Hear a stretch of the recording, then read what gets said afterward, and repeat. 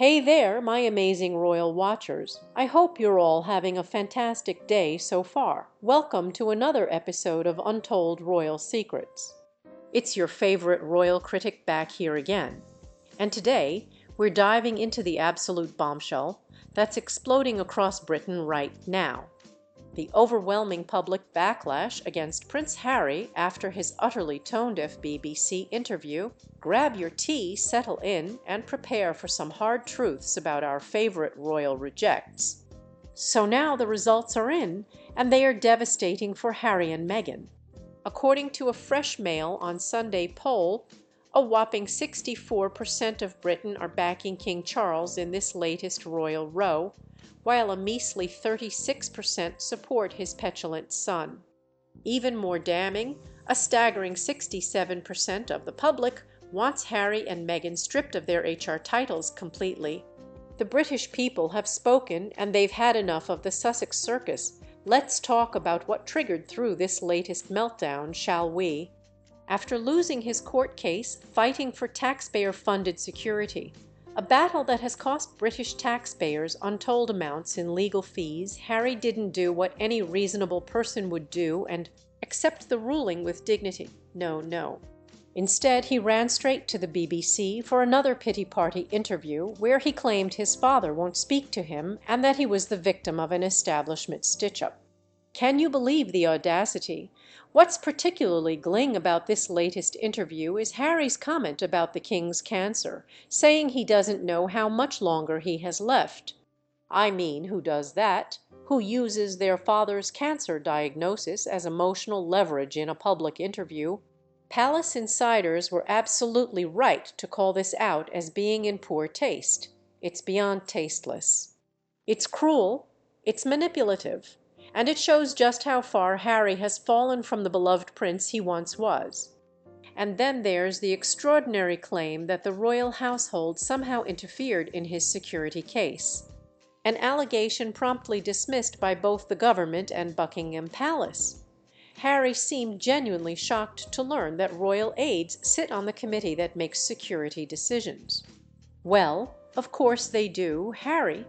They need to know what the royals are doing to assess security needs properly. This isn't some grand conspiracy against you, it's common sense. But Harry, in his California bubble, sees sinister plots everywhere. He even had the nerve to demand that the Home Secretary urgently investigate the committee behind the decision. Whitehall sources quickly pointed out that the body is designed to be strictly independent from political influence.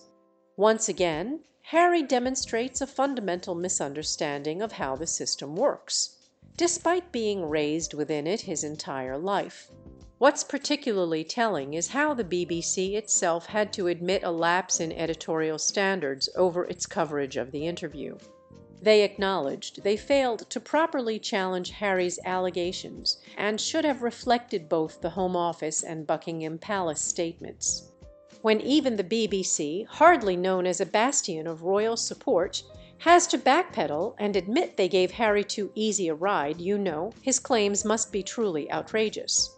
Let's contrast Harry's behavior with that of the working royals, shall we? While Harry is giving bitter interviews complaining about his security arrangements, King Charles continues to fulfill his royal duties despite battling cancer. Catherine, despite her own health challenges this year, has carried herself with dignity and grace, focusing on recovery rather than public sympathy.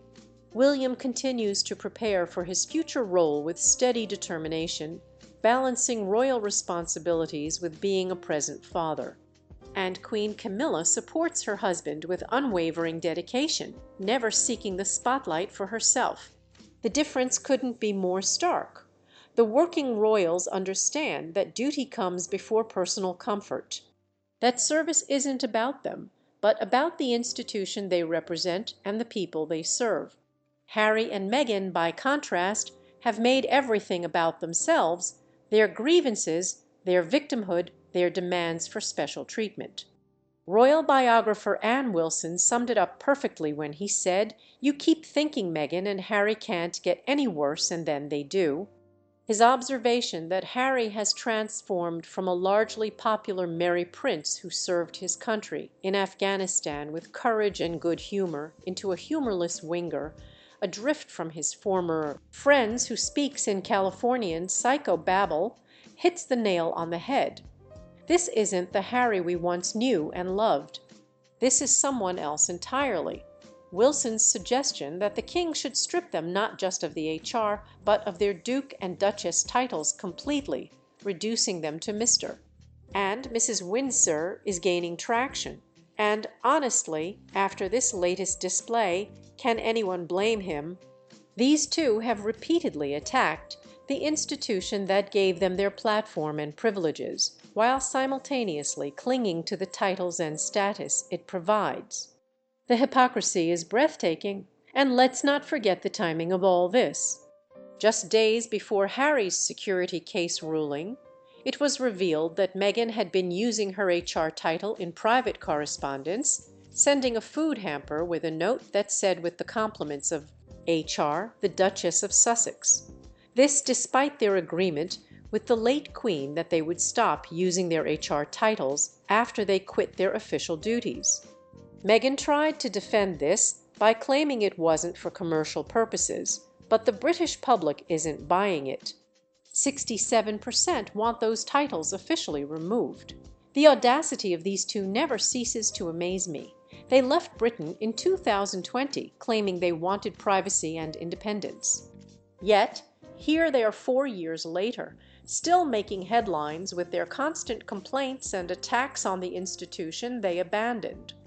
They signed multi-million deals with Netflix and Spotify before Spotify dropped them, released a tell-all memoir trashing the royal family, and gave interview after interview painting themselves as victims of an archaic and uncaring institution.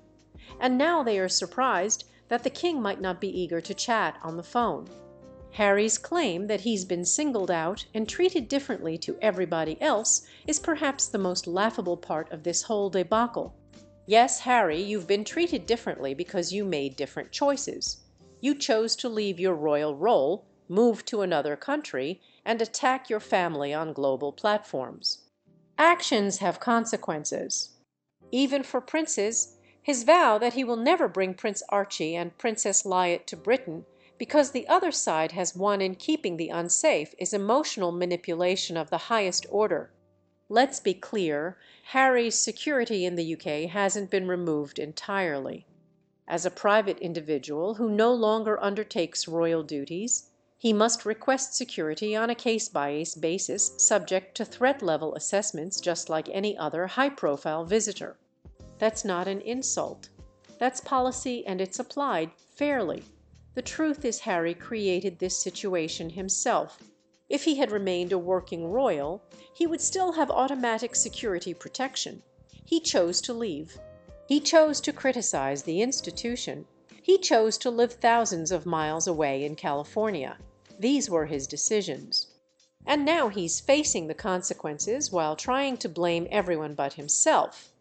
What's particularly sad about this entire saga is how it affects the children Archie and Liat. Harry's declaration that it's really quite sad that he won't be able to show his children his homeland is entirely self-imposed. He's denying his children the opportunity to know their royal heritage, to develop relationships with their grandfather, the king, their uncle, aunt, and cousins based on his own grievances and security concerns that the courts have repeatedly ruled are unfounded. The irony in all this is that Harry claims the royal household exploits security measures to imprison members of the royal family, blocking them from being able to choose a different life. Yet he's the one who chose a different life. He wasn't imprisoned. He left on his own terms with his wife to pursue financial independence in America. No one stopped him, no one prevented him from choosing that path, but having made that choice, he can't expect to retain all the privileges and protections that come with the position he abandoned. This latest court loss, which Harry admitted mattered the most to him, is a bitter blow to his ego. He will now be expected to foot the legal bill for both sides, adding financial insult to the injury of public rejection. But rather than accept the ruling with grace and move on, he's doubled down, making allegations that further damage his relationship with his family and his standing with the British public. The most telling part of the Mail on Sunday poll wasn't just the overwhelming support for King Charles or the call to strip the Sussexes of their titles. It was the party breakdown.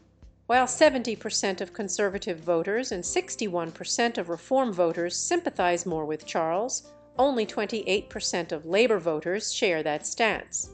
This suggests that Harry and Meghan's victimhood narrative has found some traction with the left, but even there they are losing ground. I can't help but wonder what the late Queen Elizabeth would make of all this. A woman who dedicated her entire life to service, who put duty above personal comfort at every turn, who understood that the monarchy survives by evolving carefully rather than through radical reinvention. Her famous motto was never complain, never explain, a philosophy that seems completely foreign to Harry and Meghan, who can't seem to stop doing both at every opportunity. The Queen understood something fundamental about royal life that the Sussexes never grasped. It's not about you. It's about the people you serve, the causes you champion, the institution you represent. Personal grievances and discomforts are secondary to the larger purpose. This isn't to say that royals should suffer in silence if they are truly unhappy or unwell, but there's a dignity in handling private matters privately that seems entirely lost on Harry and Meghan. Looking at Harry now compared to 5 years ago is truly heartbreaking. The spark in his eyes is gone. The easy charm, the self-deprecating humor that made him so beloved, replaced by rehearsed talking points and an almost permanent look of discomfort. In interviews, he often appears to be waiting for cues or approval before speaking. This is not the Harry who once thrived in military service and created the Invictus Games. This is someone who appears increasingly isolated from everything and everyone he once held dear. The transformation has been painful to watch. The man who once connected so naturally with people from all walks of life, who proudly served his country in Afghanistan, who created meaningful initiatives for wounded veterans, has been reduced to a bitter, resentful figure, constantly seeking validation and sympathy. He's gone from being one of the most popular royals to a cautionary tale of what happens when privilege is mistaken for right, celebrity for substance, grievance for truth. And where is Meghan in all this, conspicuously absent from the BBC interview, but her influence permeates every word Harry speaks. The man who once charmed the world with his down-to-earth nature has been replaced by someone who sounds like he's reading from a script written by someone else. The transformation is so complete, so jarring that many wonder if Harry will ever find his way back to authentic purpose and genuine relationships. As this royal drama continues to unfold, one thing is clear: the monarchy will survive long after the Sussex saga has faded into a footnote of history. William and Catherine are preparing the next generation of royals with a focus on duty, service, and resilience. King Charles is building on his mother's legacy while making the institution his own. The business of representing Britain continues without missing a beat. That's the final irony of Harry's latest attack. He thought he was indispensable to the monarchy, but the monarchy has proven it doesn't need him. He thought he could dictate the terms of his relationship with the institution, but the institution has established boundaries he cannot cross. He thought he could have the best of both worlds, royal status without royal responsibility. But as the British public has made abundantly clear, it doesn't work that way. And so what do you think, friends? Is it time for King Charles to take Anne Wilson's advice and strip Harry and Meghan of their titles completely? Has Harry's latest interview permanently damaged any chance of reconciliation with his family? And is there any way back for the man who was once Britain's favorite prince? Or has he burned too many bridges to ever return? Drop your thoughts in the comments below. And don't forget to like and subscribe for more unfiltered royal commentary. Until next time, keep watching the real royal drama unfold because, as this latest episode proves, truth is always more fascinating than fiction. Peace out.